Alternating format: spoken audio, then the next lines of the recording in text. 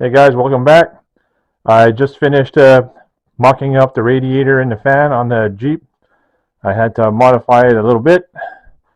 I'll just show you in a sec.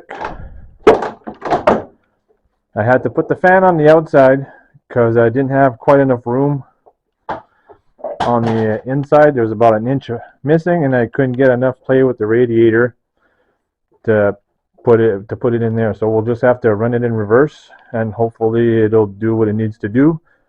Otherwise, we'll have to get a better fan to put in. Besides that, everything looks like it's going to fit fairly well. We're just going to need to figure out something with the radiator plumbing. There's the top here that angles up, and then there's the bottom one that angles down. On the driver's side, there shouldn't be that too much trouble. It's right here, and it goes to here. It's fairly easy to put that one in.